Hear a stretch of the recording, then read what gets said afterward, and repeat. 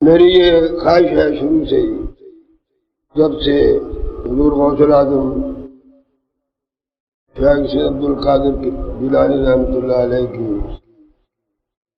تصانیف پڑھنے کا اللہ تعالیٰ نے موقع عطا فرمایا ہے، اس کے بعد سے مجھے یہ شدت کے ساتھ احساس ہوتا ہے کہ ہماری انفرادی اور اجتماعی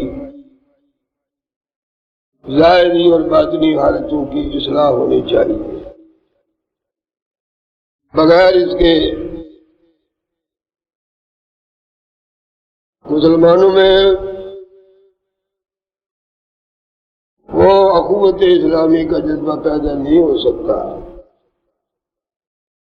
جو مکہ کے مہاجرین اور مدینہ طیبہ کے انصار میں اللہ نے پیدا فرمایا تھا۔ اس لیے کوشش میری ہمیشہ یہی ہوتی ہے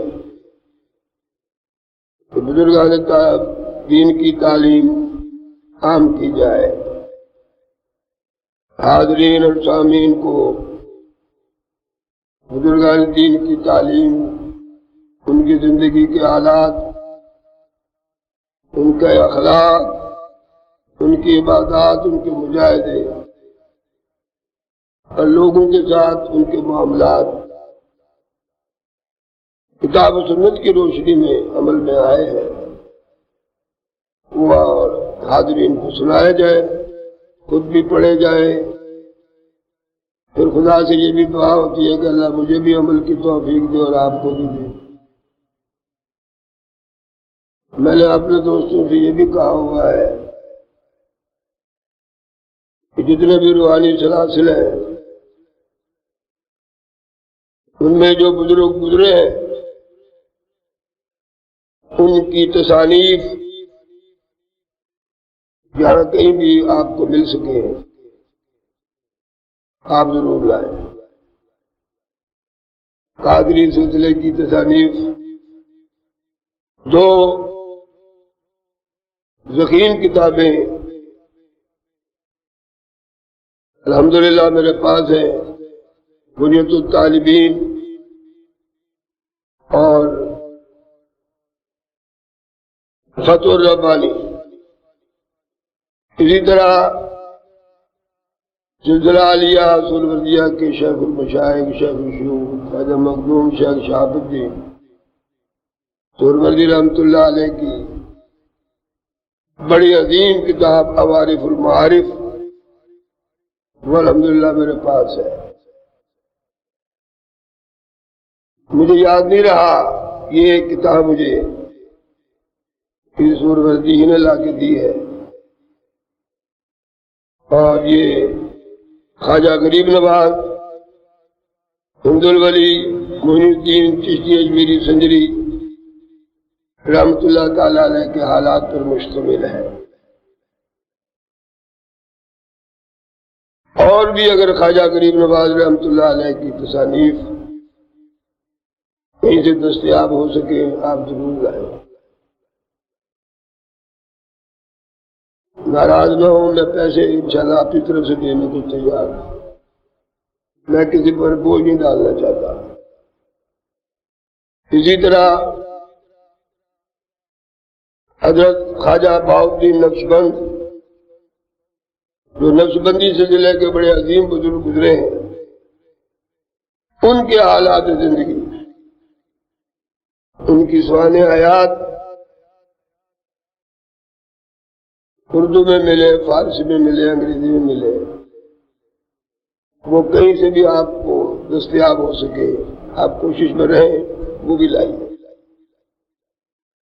اسی طرح حضرت دادا گنج بخش صاحب، ان کی کتاب کشف المحجوب کہ میرے پاس تھی، پتہ نہیں کہاں چلی گئی، کیا ہوا اسے، یہ کہیں سے مل سکے وہ بھی لے آئیے۔ تو آج میرا دل چاہتا ہے اس مختصر وقت میں اس کتاب میں سے کچھ آپ کو سناؤں۔ آج زور کی نماز سے چند منٹ پہلے سٹیل مل سے دو صاحب تشریف لائے، بڑی محبت سے ملے، بڑے اخلاص سے ملے۔ ان میں سے ایک صاحب تو مجھے جانتے تھے لیکن میں انہیں نہیں پہچان سکا۔ انہوں نے کہا انجمن بان راز رسول کی 3 کل پاکستان محفلیں ہم نے کرائی تھی، تیل مل کے ایک بہت بڑے حال میں ہوئی تھی، میں ان میں سے ایک فرد ہوں۔ سن 83 84 85 ایسا کچھ انہوں نے ذکر کیا۔ ان کے ساتھ جو دوسرے آدمی تھے کہنے کہ یہ اسپین جا رہے ہیں، میں نے ان کو فصیح الدین سہروردی صلی اللہ تعالیٰ کی ویڈیو کیسٹ جو پنڈی میں ہوئی تھی وہ میں نے ان کو دکھائی اپنے گھر میں، تو انہوں نے وہ ساری ویڈیو کیسٹیں دیکھی ہیں۔ آپ کی تقریر سے یہ بڑے متاثر ہوئے ہیں، آپ نے جو نعت پڑھی ہے اس سے بڑے متاثر ہوئے ہیں۔ انہوں نے بڑی محبت سے خواہشات کی کہ میں اس شخص سے ملنا چاہتا ہوں، کیونکہ میں بغدادی مسجد سے واقف تھا، واقف ہوں، اس لیے میں انہیں آپ کے پاس لایا ہوں۔ انہوں نے تھوڑی دیر کے بعد پانی وانی پینے کے بعد مجھے کہنے لگا آپ کی تقریروں کے کچھ کیسٹ مل سکتے ہیں؟ میں نے کہا آپ مغرب کی نماز میں آتے تو ہمارے عزیزم خالد جمال صاحب سے ملاقات ہو جاتی، تیار ہو تو آپ کو مل جاتی۔ بہرحال انہوں نے کہا میں انشاءاللہ کل پھر آؤں گا، مجھے جمعے کے دن 4 بجے رات کو چلا جانا ہے اسپین، میں آپ کی تقریروں کے کیسٹ چاہتا ہوں۔ فصیح الدین صاحب کے کیسٹ تو ہر جگہ مل جاتے ہیں، آپ کی تقریروں کے کیسٹ کہیں نہیں ملتے۔ میں نے کہا وہ تو بغدادی مسجد سے انشاءاللہ آپ کو ملیں گے۔ خالد جمال صاحب مولانا روم کی مثنوی، فتح الربانی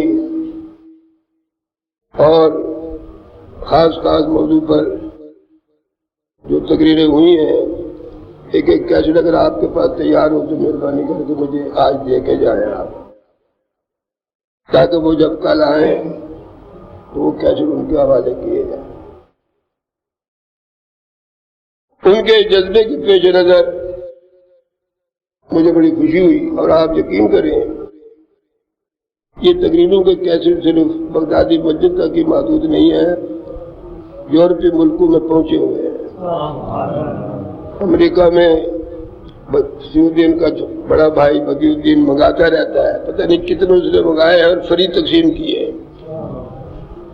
نعتوں کے کیسٹ، کل پاکستان محفل نعت کے کیسٹ، فصیح الدین کے ویڈیو کیسٹ، آڈیو کیسٹ، خالد جمال بذریعہ رجسٹرڈ پارسل بھیجتے رہتے ہیں، اور پیسے وہ بھیجتے رہتے ہیں، مفت نہیں لیتے، پیسے بھیجتے ہیں۔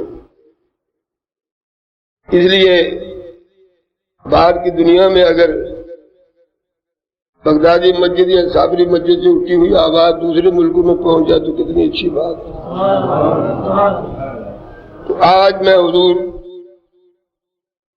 خواجہ غریب نواز رحمۃ اللہ علیہ کی یہ کتاب جو ڈاکٹر ظہور الحسین شارب نے لکھی ہے، ظہور الحسین شارب ہوں گے کوئی صاحب، مگر لکھی انگریزی میں، اتنی انگریزی تو مجھے نہیں آتی، بہرحال تیاری کر کے آتا ہوں تھوڑا بہت، اور میری یہ خواہش ہے کہ اس زبان میں بھی اگر کچھ کیسٹ تیار ہو جائے بزرگان دین کی تعلیمات سے متعلق اور وہ باہر پہنچے تو انشاءاللہ امید ہے معاشرے میں وہاں بھی تبدیلی آ سکتی ہے۔ اس کتاب کا نام انہوں نے رکھا ہے خواجہ غریب نواز،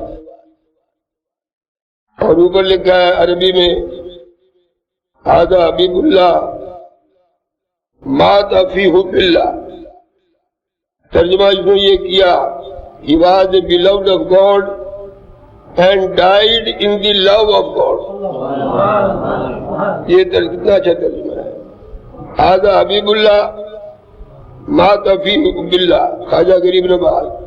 He was beloved of God, یہ خدا کا محبوب تھا. He died in the love of God, اور یہ اللہ کی محبت ہی میں انتقال کر گیا. اللہ اس کتاب کا یہ 5واں چیپٹر ہے. غور سے سنیے, آپ کو پتہ چلے کہ اولیاء اللہ کے کیا مقامات ہیں اور انہوں نے کس کس انداز میں تبلیغ کی ہے. 5واں چیپٹر ہے, عنوان ہے at the feet of his master. At the feet of his master. میرے نزدیک اس کا ترجمہ یہ ہے, اپنے پیر و مرشد کے نقش قدم پر.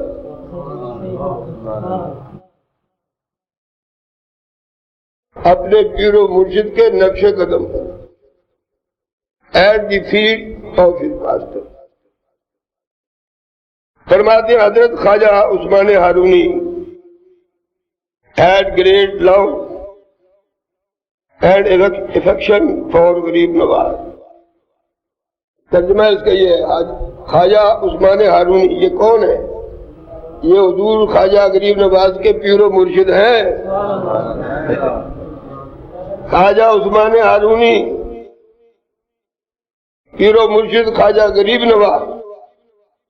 لکھتے ہیں خواجہ غریب نواز کے پیر و مرشد خواجہ عثمان ہارونی رحمۃ اللہ تعالی علیہ غریب نواز سے بے پناہ محبت کرتے تھے. Then after his becoming visible for the first time, غریب نواز left ہارون for بغداد. پہلی مرتبہ جب غریب نواز بیعت ہوئے ہیں اور ان کے مرید بنے, ڈسیبل ان کے مرید بنے ہیں, اس وقت خواجہ غریب نواز معین الدین چشتی اجمیری قصبہ ہارون ہی میں تھے, جہاں کہ یہ عثمان ہارونی ان کو کہا جاتا ہے. ہارون ایک قصبہ ہے, وہاں خواجہ صاحب کے پیر و مرشد خواجہ عثمان ہارونی. پہلی مرتبہ جب یہ بیعت ہوئے ہیں تو اس وقت خواجہ غریب نواز بھی وہیں تھے, اور اس کے بعد بیعت ہونے کے بعد انہوں نے ہارون کے قصبے کو چھوڑا اور بغداد اور بغداد تشریف لے آئے. Then a few days after his departure, ان کے وہاں سے نکلنے کے چند دن بعد, بغداد آنے کے چند دن بعد, حضرت خواجہ عثمان too left Harun and proceeded to Baghdad. انہوں نے بھی اپنا شہر چھوڑا اور خواجہ غریب نواز کی محبت میں بغداد آ گئے. پیر بھی کتنا خوش قسمت ہے, مرید بھی کتنا خوش قسمت ہے. اللہ خواجہ صاحب کتنے خوش قسمت ہے کہ پیر کو ان سے بے پناہ محبت ہے. میں نے یہ پڑھا ہے, جس کو پیر چاہنے لگے اس کو خدا بھی چاہتا ہے, اس کا رسول بھی چاہتا ہے. ہاں یاد رکھیں, انہوں نے بھی ہارون کا علاقہ چھوڑا, بغداد تشریف لے آئے. After traversing a little distance, تھوڑا سا فاصلہ طے کرنے کے بعد, little distance, خواجہ عثمان ہارونی نے اپنے ہارون علاقے سے تھوڑا سا سفر کیا. He reached a place named Ray. وہ ایک ایسے شہر میں پہنچے یا قصبے میں پہنچے جس کا نام رے ہے. یہ سیرت کی کتابوں میں بڑا مشہور شہر ہے. بڑے بڑے اکابر علماء بغداد, ہارون اور اندلس وغیرہ یہ تو مرکز تھے اسلام کے. تھوڑی سفر کے بعد آپ ایک علاقے میں پہنچے جس کا نام ہے which was the abode of the fire worshipper. یہ رے کا علاقہ آتش پرستوں کا مرکز تھا, یہاں آگ کی پوجا ہوتی تھی. سمجھ گیا؟ There was a burn of the fire worshipper. یہاں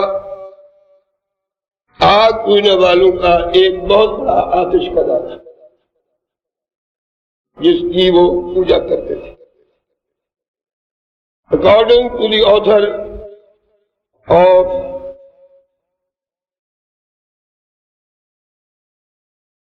کسی کتاب کا نام ہے، اس کتاب کے مصنف کے کہنے کے مطابق 20 carts full of wood and the fire was kept ever burning. ہر وقت 21 گاڑیاں لکڑی سے لدی رہتی تھی اور ہر وقت اس میں لکڑیاں جھونکی جاتی تھی اور ہر وقت آتش کدا چلتا رہتا تھا. 21. On reaching the place, حضرت خواجہ عثمان stayed underneath a tree. رہ پہنچنے کے بعد، آتش کدے کے پاس پہنچنے کے بعد، حضرت خواجہ عثمان ہارونی رحمت اللہ تعالی علیہ ایک درخت کے نیچے بیٹھ گئے. Stayed underneath a tree. Stay کیا انہوں نے ایک درخت کے نیچے. Having spread his praying carpet. اور انہوں نے اپنی عبادت کا مصلی بچھایا. اللہ کا بندہ جہاں جاتا ہے خدا کو بھولتا نہیں ہے. He devoted himself to prayer and said to his devout named Khwaja Fakhruddin. وہ خواجہ عثمان ہارونی اللہ کی عبادت کرنے میں بڑے ہی مشتاق رہتے تھے. اللہ تبارک و تعالیٰ کی عبادت کا بڑا ذوق و شوق ان پر سوار رہتا تھا. اللہ مصلی بچھایا، عبادت میں لگ گئے اور اپنے ساتھ جو ان کا خادم تھا ڈیوٹی، ان پر جان نثار کرنے والا، ان کا فرما بردار، ان کا مطیع، ان کا خادم، نیم خواجہ فخر الدین، ان کا نام فخر الدین تھا. ان سے انہوں نے کہا bring fire and prepare food to be ready by the time of my breaking fast. فرمایا جاؤ یہ آتش کدا ہے، یہاں سے کچھ آگ لے آؤ اور پھر یہاں میرے لیے کھانا تیار کرو، ناشتہ تیار کرو. رات عبادت میں گزرے گی، صبح ٹائم کے وقت ناشتہ تیار ہونا چاہیے. He went to the fire worshipper to fetch fire. وہ گئے فخر الدین خواجہ، وہاں جو کھڑا ہوا شخص تھا، ہم آپ کو آگ نہیں دے سکتے. The devotee returned disappointed and narrated the whole story. یہ خواجہ فخر الدین آگ نہ ملنے کی وجہ سے دل برداشتہ ہو کر وہاں سے واپس آ گئے اور حضرت خواجہ عثمان ہارونی سے ساری داستان سنا دی کہ میں گیا تھا، یہ ہوا. Having renewed his ablution, خواجہ عثمان ہارونی رحمۃ اللہ علیہ نے تازہ وضو کیا. He himself went there. خود تشریف لے گئے اس آتش کدے کے پاس جہاں آگ کے پجاری آگ پوج رہے تھے، اور وہاں کا جو بڑا ہے جو ایک لوہے کے تخت پر بیٹھا ہوا تھا. With a 7-year-old child in his lap. 7 سال کا لڑکا اس آتش پرست. He addressed the old man thus. خواجہ عثمان ہارونی نے اس بوڑھے آدمی سے یوں خطاب کیا، What is the use of worshipping fire? اس آگ کو پوجنے کا کیا فائدہ ہے؟ دیکھیے اب تبلیغ ہو رہی ہے، تبلیغ ہو رہی ہے. What is the use of worshipping fire? اس آگ کے پوجنے سے کیا فائدہ ہے؟ This is one of the commonest creation of God. یہ آگ بھی اللہ تعالیٰ کی پیدا کی ہوئی چیزوں میں سے ایک عام چیز ہے. خدا نے اس کو پیدا کیا ہے، اس کے پوجنے سے تمہیں کیا فائدہ پہنچتا ہے؟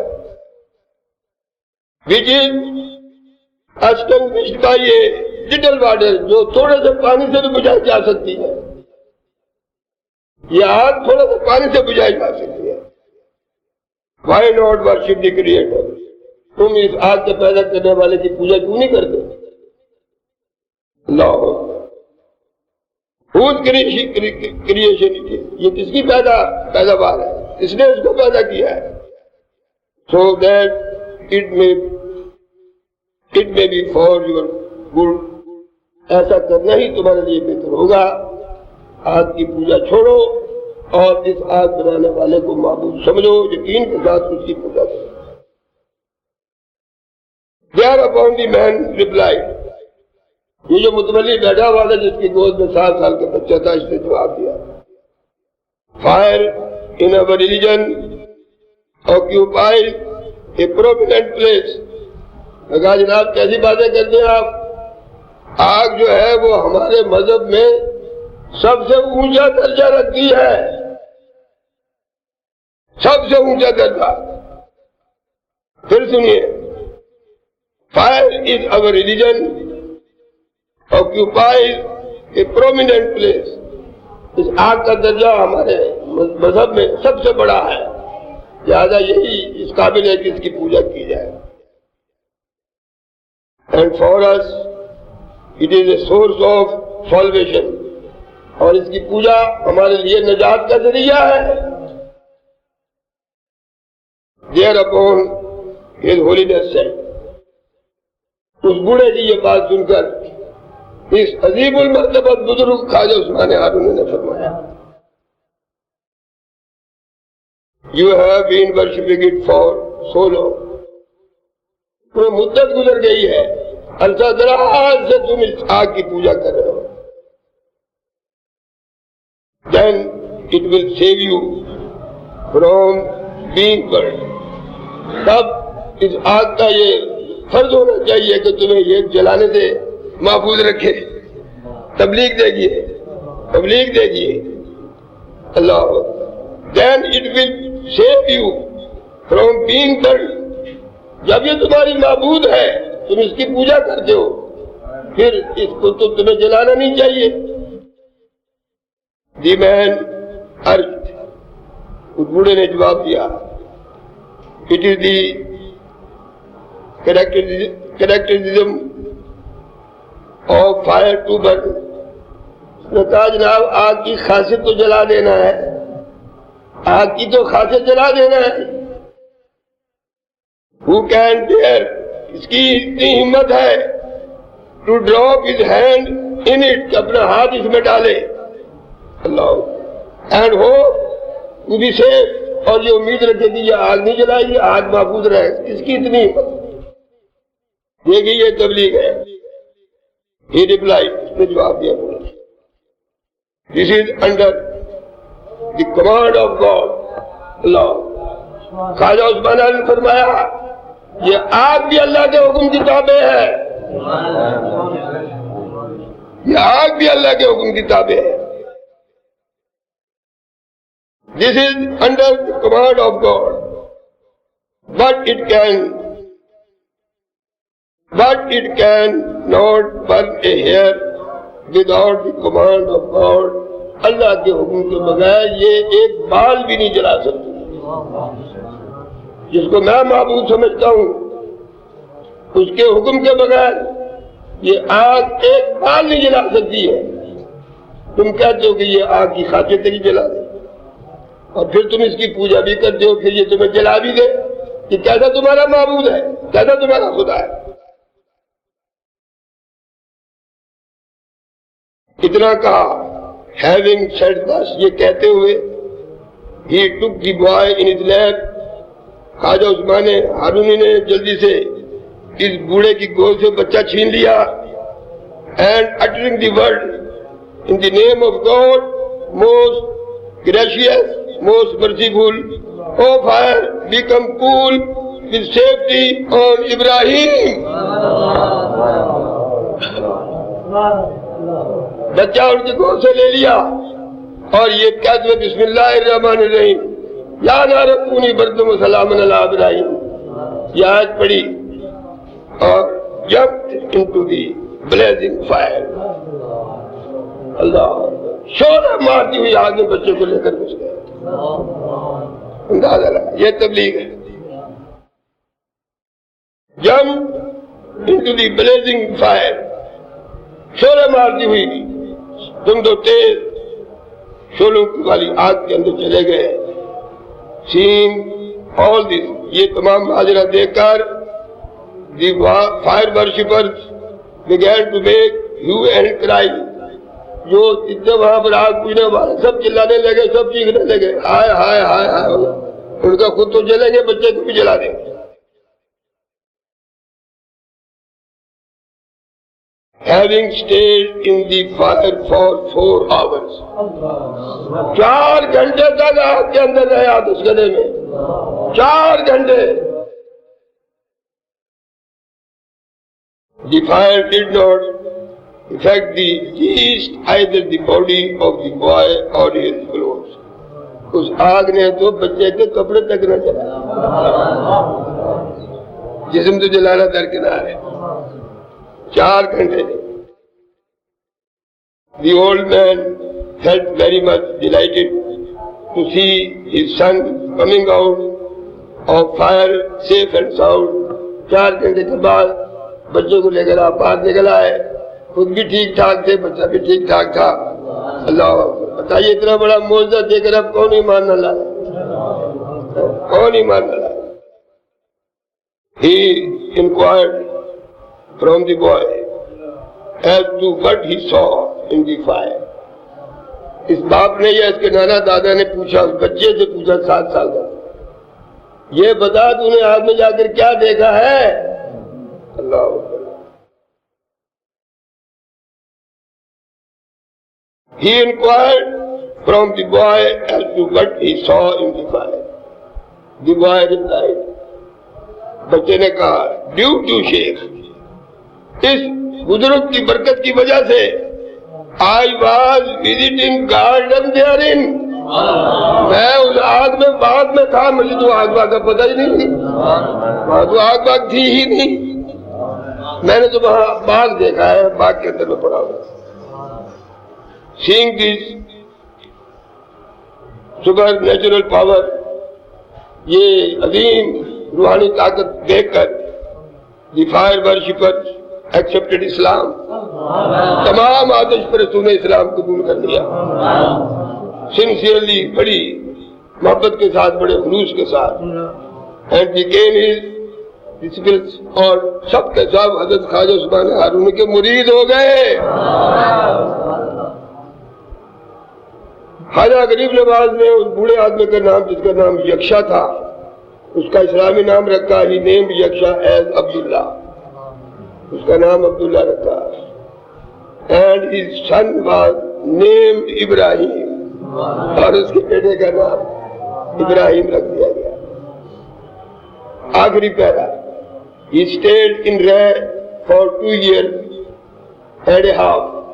حضرت خواجہ عثمان ہارونی رحمت اللہ علیہ رہ میں 2.5 سال تک آپ نے وہاں قیام فرمایا.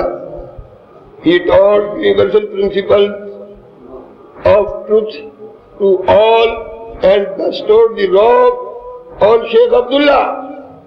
حضرت خواجہ عثمان ہارونی نے 2.5 سال تک ان آتش پرستوں کو اسلامی تعلیمات سے سرفراز کیا, اسلامی اصول بتائے, یونیورسل پرنسپل آف ٹروتھ, سچائی اور صداقت کے اصول بتائے. And bestowed the robe on Sheikh Abdullah, اور وہ جو شیخ عبداللہ بوڑھا تھا, جس کی گود میں بچہ تھا, اس کو خلافت سے سرفراز کیا. خلعت شاہانہ فقیرانہ ان کو پہنائی. His son became one of the saints. اس کا بیٹا جو عبداللہ 7 سال کا تھا, وہ اپنے زمانے کے عظیم بزرگ بن گیا. انشاءاللہ باقی پھر اللہ تعالیٰ سے دعا کریں خدا تعالیٰ مجھے سمجھنے کی اور پڑھنے کی توفیق دیں۔ تو آپ نے سنا ہے، اس کی تصدیق خود خواجہ عثمان ہارونی نے کی ہے آگ میں جاتے وقت، یا نار کونی بردم وسلام علی ابراہیم۔ انہوں نے کہہ دیا تھا کہ یہ آگ اللہ کے حکم کے تابع ہے۔ میں تو حیران ہوں جی، اپنی حالت پر بھی حیران ہوں، خدا مجھے بھی ہدایت دے، سوائے انسان کے خدا کا نافرمان کوئی بھی نہیں۔ جتنی مخلوق خدا نے پیدا کی ہے، ہر مخلوق اپنا اپنا کام اس کے حکم کے مطابق کر رہی ہے، یہ انسان باقی ہے۔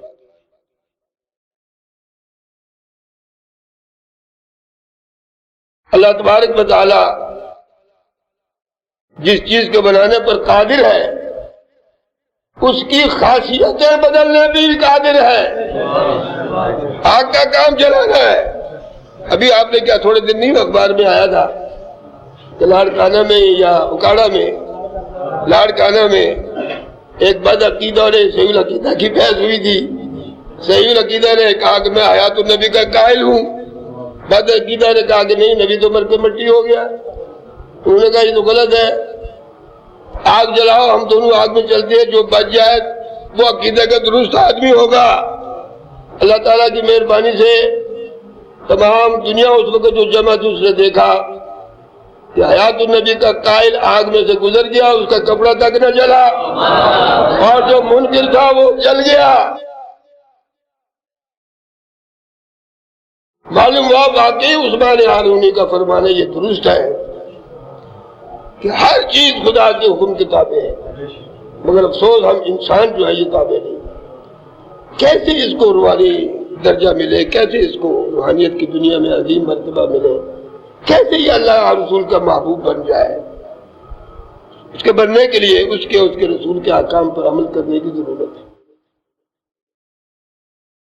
خواجہ عثمان ہارونی کے ساتھ حضور غوث العظم شیخ سید عبد القادر جیلانی رحمت اللہ علیہ کا قصیدہ پڑھیے۔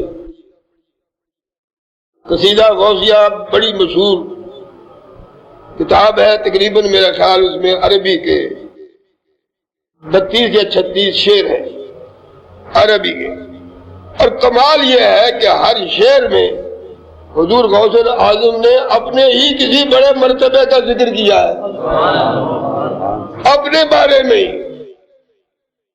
اب اس کا مطلب یہ نہیں ہے کہ معاذ اللہ خود اپنی تعریف کرنا،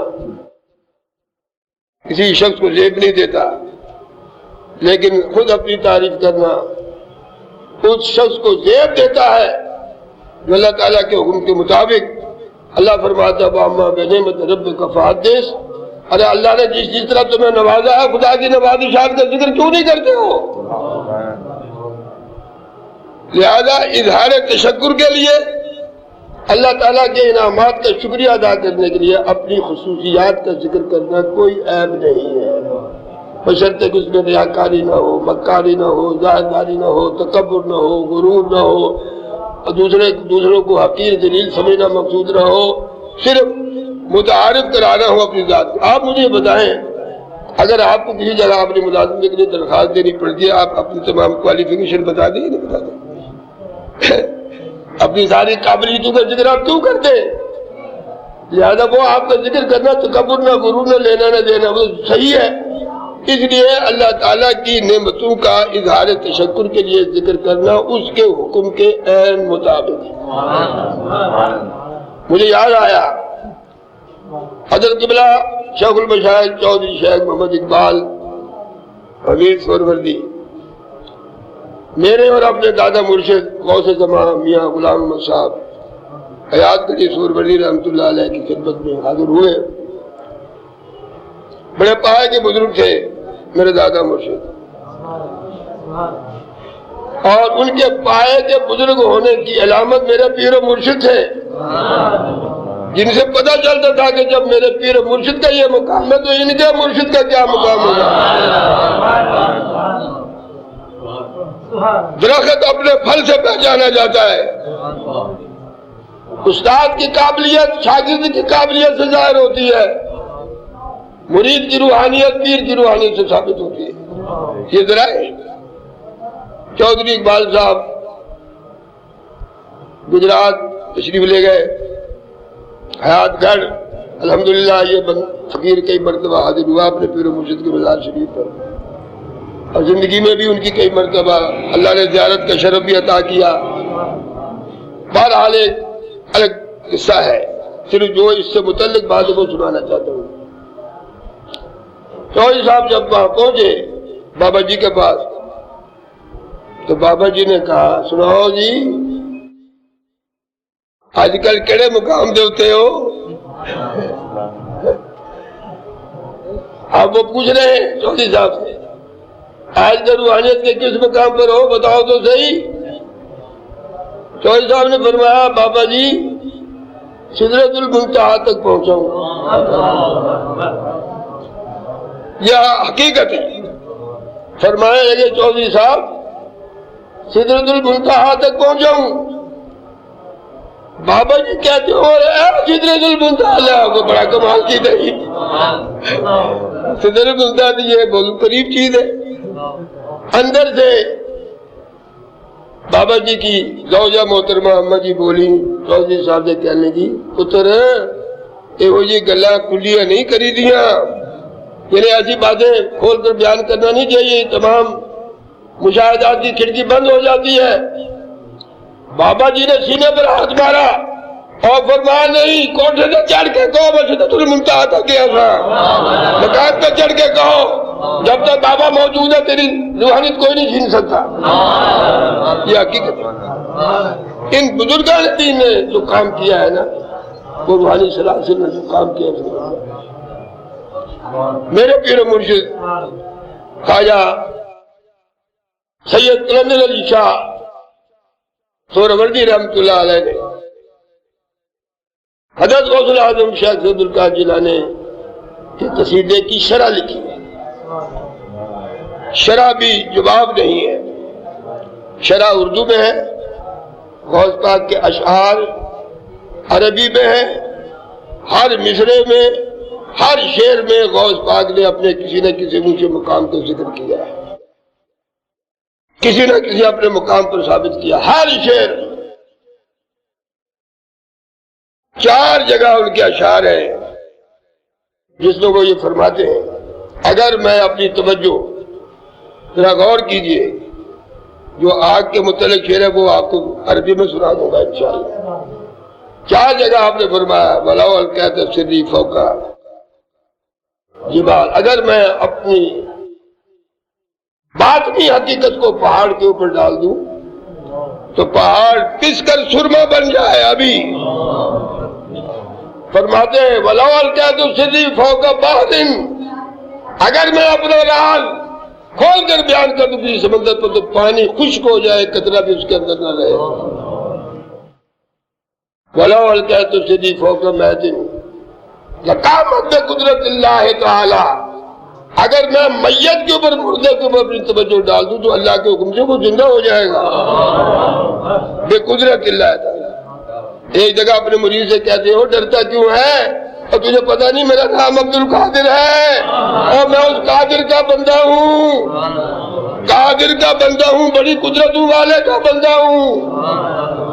اللہ مریدی لا تخف اللہ ربی، مریدی ڈرنے کی ضرورت نہیں، میرا رب اللہ ہے. مطلب یہ ہے کہ وہ بھی غوث پاک کی تعلیمات پر عمل کر، انشاءاللہ تعالیٰ تجھے بھی یہ مقام مل سکتا ہے. پھر فرماتے ہیں وَلَوْ أَلْقَيْتُ سِرِّي فَوْقَ نَارٍ، اگر میں اپنی توجہ آگ کے اوپر ڈالوں لَخَمَدَتْ وَانْتَفَتْ مِنْ سِرِّ حَالِي، تو توجہ ڈالتے ہی آگ چاہے کیسی ہی تیز لگی ہوئی ہو پوری دنیا کے اندر فوراً بجھ جائے گی، فوراً بجھ جائے گی. لَخَمَدَتْ وَانْتَفَتْ مِنْ سِرِّ حَالِي، میرے سر حال کی بنیاد پر اس آگ کے اندر کوئی تیزی باقی نہیں رہے گی، بالکل سرد اور ٹھنڈی ہو جائے گی. عرض کرنے کا مقصد یہ ہے کہ حضرت خواجہ عثمان حاکمی کا عقیدہ کتنا مضبوط و مستحکم ہے. کاش ہمیں بھی ایسا مضبوط و مستحکم عقیدہ مل جائے. فرمایا کس کی پوجا کرتے ہو، یہ تمہارا ہاتھ جلا دے گی، کیوں جلا دے گی؟ جب تک اس کا حکم نہیں ہوگا کتا حرکت نہیں کرتا ہے، اور دکھا دیا۔ اور آپ نے آج 15ویں صدی میں لاڑکانہ میں دیکھ لیا کیا صحیح عقیدہ کا انسان آگ میں سے آرام سے گزر جاتا ہے اور اس پر نکتہ چینی کرنے والا جل جاتا ہے۔ حضرات گرامی، وہ کیا راز ہے، وہ کیا راز ہے کہ پہاڑ پر ڈال دے تو سرما بن جائے؟ وہ کیا راز ہے کہ سمندر پر ڈالے تو خشک ہو جائے؟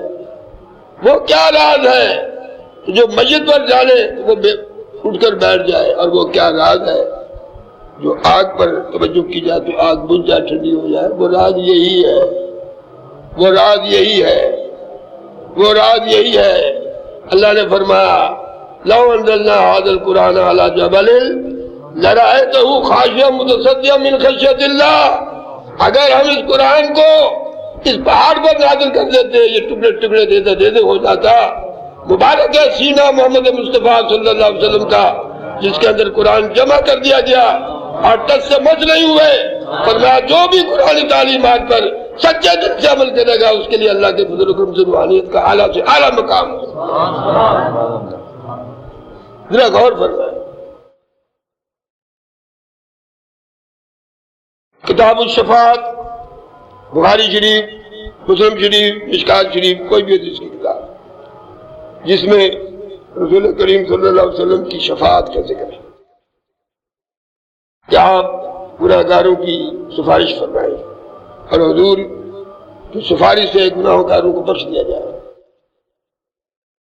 حضور نے یہ بھی فرمایا ہے کہ گناہگاروں کی شفاعت کون کون کرے گا؟ فرمایا ایک تو عالم ربانی کرے گا، ایک جو اللہ کی راہ میں قتل ہوا ہے، شہید ہوا ہے جنگ کفار کے ساتھ اسلام کی سربلندی کے لیے، وہ سفارش کرے گا، مانی جائے گی۔ اسی طرح خاندان میں، قبیلے میں، محلے میں کوئی اللہ کا نیک بندہ ہے جس کو اللہ تعالیٰ نے اپنے مخصوص بندوں میں شامل کر رکھا ہے، وہ بھی شفاعت کی درخواست کرے گا اور اس کی شفاعت سے 40 گناہگار بخشے جائیں۔ ایک چھوٹا بچہ جو 9 عمری میں مر گیا ہے، خواہ وہ لڑکی ہے وہ لڑکا ہے، اس کے لیے دعا ہی ایسی پڑھی جاتی ہے جس میں ہمیں حضور نے فرمایا یہ کہا کرو اللہم اجعل لنا فردا واجعل لنا اجرا وذخرا واجعل لنا شافعا ومشفعا۔ یا اللہ یہ میرا بچہ بہت معصومی کی حالت میں چلا گیا ہے، اس کو میرا پیش رو بنا، آگے میرے لیے اچھا انتظام کر کے رکھے، اس کو میرے لیے اجر کا ذخیرہ بنا، وشافع مشفعہ، اس کو ایسا بنا کہ یہ میری شفاعت کی درخواست کرے تو اس کی شفاعت کی درخواست قبول کی جائے۔ یہ دعا زندگی ہی میں جنازے کے وقت پڑھی جاتی ہے۔ حضور فرماتے ہیں پھر اللہ تعالیٰ مجھے حکم دے گا، کیا محبوب آپ جہنم میں چلے جائیں، جس امتی کے دل میں رائی برابر بھی ایمان ہے اس کو وہاں سے نکال دیں۔ یہ باب الشفاعت، کتاب الشفاعت میں حدیث موجود، خشخاش کے دانے کے برابر یا رائی کے دانے کے برابر جس کے دل میں ایمان ہے۔ معلوم ہوا ایمان کے درجے اور ہیں، ایمان کے درجے ہیں۔ مثلا ایک حدیث میں حضور اکرم صلی اللہ علیہ وسلم نے فرمایا ہے برائی کو دور کرو، اگر تمہارے بازوؤں میں طاقت ہے، ہمت اور قوت ہے تو برائی کو اپنی طاقت سے دور کرو، اگر ہمت اور قوت نہیں ہے پھر کم از کم برائی کے خلاف زبان تو کھولو، تقریر تو کرو، درس تو دو، لوگوں کو برائی سے روکو تو صحیح۔ اگر اتنا بھی نہیں کر سکتے ہو تو کم از کم اس برے کام کو دل میں ہی برا سمجھ لو، تاکہ تم خود تو نہ کرو گے وہ کام جب برا سمجھ لو گے۔ فرمایا ذالک اضعف الایمان، یہ ایمان کا کمزور درجہ ہے، طاقت سے دور کرنا ایمان کا سب سے بڑا درجہ ہے۔ زبان سے جہاد کرنا یہ اس سے کم درجہ ہے. برائی کے خلاف نہ کچھ کہہ سکنا، نہ اسے دور کرنے کی طاقت ہونا، صرف برائی کو دل میں برا سمجھ لینا، یہ ایمان کا کمزور درجہ ہے. اس لیے اللہ تعالیٰ فرماتا ہے محبوب آپ آگ میں گھس جائیں، جہنم میں داخل ہو جائیں، جس امتی کے دل میں رائی برابر بھی، ذرہ برابر بھی، خشش کے برابر بھی ایمان ہے، اسے آپ نکال لیں. اب کہنے والا یہ کہتا ہے کہ یہ آگ جہنم کی آگ یہ کیسے ہو سکتا ہے؟ یہ ایسے ہی ہو سکتا ہے جیسے نمرود کی آگ کو خدا نے حکم دیا تھا کہ اے آگ دیکھنا میرا ابراہیم آ رہا ہے، کونی بردم سلام علی ابراہیم. بس یہ آگ کے اندر جا کے گریں گے، جیسے ہی گرے باغ بن جانا، گلزار بن جانا، ٹھنڈی ہو جانا، اور اتنی ٹھنڈی بھی نہ ہونا کہ ٹھنڈ سے ان کو تکلیف محسوس ہو. بڑا بتائیے. تو میرے عرض کرنے کا مقصد ہے اللہ تعالیٰ خالق کائنات ہے، جو چیز وہ پیدا کرتا ہے اس کی خاصیت بھی بدل سکتا ہے، بندے میں طاقت نہیں ہے. اب ایک اور حدیث سنیے، ایمان تازہ ہو جائے گا. میرے آقا اور مولا سرور کائنات محمد رسول اللہ صلی اللہ علیہ وسلم نے فرمایا ہے پل صراط کے اوپر سے جب مومن گزر رہے ہوں گے اپنے ایمان کی درجے کے طاقت کے مطابق گزر رہے ہوں گے. بعض لوگ تو بجلی کی طرح گزر جائیں گے ایک سیکنڈ میں، بعض لوگ تیزی کے ساتھ گزریں گے، بعض دوڑ کر گزریں گے، بعض تیز قدم اٹھاتے اٹھاتے گزریں گے، اور بعض آہستہ آہستہ گزر جائیں گے. اور جب مومن گزر رہا ہوگا آج یہ کہے گی جُریا مومنو فَإِنَّا نور کا اطفاء نوری. مستند حدیث ہے، جُریا مومنو، اے مومن جلدی سے گزر جا، ارے تیرا نور ایمان تو میرے شعلوں کو بجھا رہا ہے. جُریا مومنو فَإِنَّ نورک اطفاء ناری. اے مومن جلدی گزر جا، تیرے ایمان کی جو روشنی ہے وہ آگ کو ٹھنڈا کر رہی ہے. جب مومن کے نور کی یہ خاصیت ہے تو حضور تو ہے ہی سراپا نور، وہاں تو ہے ہی سراپا نور. آپ جدھر سے جہنم میں جائیں گے وہاں تو گلزار ہی گلزار ہوگا. جب اللہ تعالیٰ اپنے محبوب کو داخل کر رہا ہے گناہ گاروں کی بخشش کے لیے تو محبوب کو کیسے کوئی تکلیف پہنچ سکتی ہے؟ اس لیے حضرت خواجہ عثمان ہارونی رحمت اللہ تعالیٰ علیہ نے اللہ تعالیٰ کی مہربانی سے بڑے سکون کے ساتھ، بڑے اللہ پر بھروسے کے ساتھ، اللہ پر مکمل ایمان کے ساتھ اس بچے کو گود میں لیا. 4 گھنٹے تک آگ میں رہے، اور وہ بھی بہت بڑا آتش کا تھا، اور پھر آگ ان کا کچھ بگاڑ نہ سکی. ایسی ہی صحبتوں میں، ایسے ہی انداز میں، ایسے ہی طور طریقے سے اللہ کے بندوں نے تبلیغ کی ہے. خواجہ غریب نواز نے بھی یوں ہی تبلیغ کی ہے. مثال کے طور پر یہ واقعہ آ گیا میرے ذہن میں، میں سنا دیتا ہوں آپ. جب آپ کو اجمیر جانے کا حکم ہوا، یہاں تو ہندوؤں کا گھر تھا، پورے ہندوستان میں بت پرستی تھی، جگہ جگہ بت خانے بنے ہوئے تھے، پوری دنیا میں خدا کا تصور ختم ہو چکا تھا. ایران کے اندر آگ کی پوجا ہوتی تھی، اور ایران کا فرض 1000 سال سے جلتا ہوا آتش کدا، جو 1000 سال میں ایک لمحے کے لیے بھی کبھی نہیں بجھا تھا، جس کو ہر وقت شعلہ جاگتن بنائے رکھا ان پجاریوں نے. رسول اللہ صلی اللہ علیہ وسلم کی پیدائش کے فوراً بعد 1000 سال کا آتش کدا فوراً بجھ گیا. یہ تاریخ ابن ہشام میں پڑھیے، حضور اکرم صلی اللہ علیہ وسلم کی ولادت کے حالات میں پڑھیے کہ آپ کی ولادت سے ایک تو کسرا ایران کے مال کے 14 کنگرے گر گئے، اور ایک فارس کا آتش کدا جو تھا وہ خشک ہو گیا، سرد ہو گیا. بحر ساوا سمندر تھا جس کی پوجا ہوتی تھی، اس کا پانی ختم ہو گیا، سوکھ گیا، زمین نظر آنے لگی۔ غوث پاک نے صحیح فرمایا ہے، اگر محمد مصطفیٰ کے دامن کو تھامتے ہوئے وہی توجہ میں سمندر پر ڈال دوں تو ابھی خشک ہو جائے گا، پانی کا قطرہ باقی نہیں رہے گا۔ خواجہ غریب نواز رحمت اللہ تعالیٰ علیہ اجمیر میں جس جگہ آ کر بیٹھے، تھوڑی دیر کے بعد راجہ پرتھوی راج تھا شاید اس زمانے میں، اس کے آدمی آئے اور کہنے لگے کہ آپ یہاں سے اٹھ جائیں، یہ ہمارے اونٹوں کے بیٹھنے کی جگہ ہے۔ اونٹ سے وہاں بیٹھے، یہ اونٹوں کے بیٹھنے کی جگہ ہے۔ آپ نے فرمایا اونٹ بیٹھے ہوئے ہیں، میں فاصلے میں بیٹھا ہوں، یہاں سے مجھے آپ لوگ کیوں اٹھاتے؟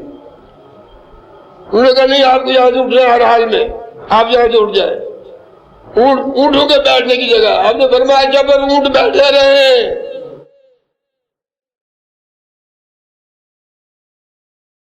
ایسے بیٹھے کہ اٹھنے کا نام نہیں لیتے، کئی دن گزر گیا کوئی اونٹ اٹھتا ہی نہیں۔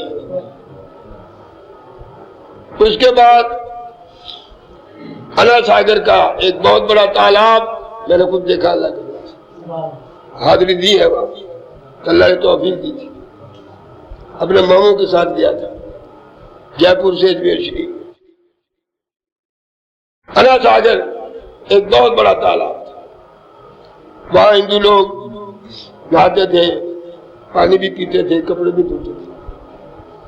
کمال ہے، حضرت خواجہ غریب نواز رحمت اللہ علیہ اس انا ساگر تالاب کے کنارے پر بیٹھ کر وضو کر رہے تھے اور کلی کا پانی بھی اسی میں پھینک رہے تھے۔ تالاب بہت بڑا تھا، پیر بھی دھو رہے تھے، پیروں کا پانی بھی اس میں جا رہا تھا۔ ہندو بت پرستوں نے، پجاریوں نے دیکھا تو بہت جذبیت ہوئے، بہت ناراض ہوئے۔ انہوں نے آگے بڑی سختی کے ساتھ انہیں وہاں سے اٹھنے کے لیے کہا، تم نے سارا پانی ہمارا ناپاک کر دیا ہے، تو مسئلہ ہے مسئلہ، پیر بھی اسی میں دھو رہا ہے، کلیاں بھی کر رہا ہے۔ آپ خاموش ہو گئے۔ آپ کے پاس وہ ایک پیالہ تھا، وہ پانی سے بھر لیا اور بھر کے جیسے اٹھے تالاب سارا خشک ہو گیا، تالاب خشک ہو گئے، قطرہ بھی اس میں باقی نہ رہا۔ جا کے وہیں جا کے بیٹھ گئے۔ اب نہ اونٹ اٹھ رہے ہیں اور نہ جناب علی وہ تالاب کے اندر پانی رہا ہے۔ راجہ کو پتہ چلا، بڑی منت سماجت کی، ہاتھ پاؤں جوڑے، وہی ایک پیالہ پانی کا انا ساگر تالاب میں ڈالا، پھر جوش مار کے پانی۔ حضرات گرامی، خواجہ غریب نواز کے حالات ابھی میں نے سنائے نہیں، آگے انشاءاللہ تعالی آپ کے بارے میں خواجہ عثمان ہارونی کی تعلیمات کا سلسلہ آپ سنیں گے، حیرت میں پڑ جائیں گے کہ خواجہ غریب نواز کو کس طرح درجہ بدرجہ حضرت خواجہ عثمان ہارونی نے اپنی سرپرستی میں اللہ کا محبوب بنا دیا، رسول اللہ کا محبوب بنا دیا۔ انشاءاللہ تعالی باقی کیسٹ میں مسجد میں پورا کرنے کی کوشش کروں گا، میں تھک گیا ہوں۔ اللہ سے دعا کریں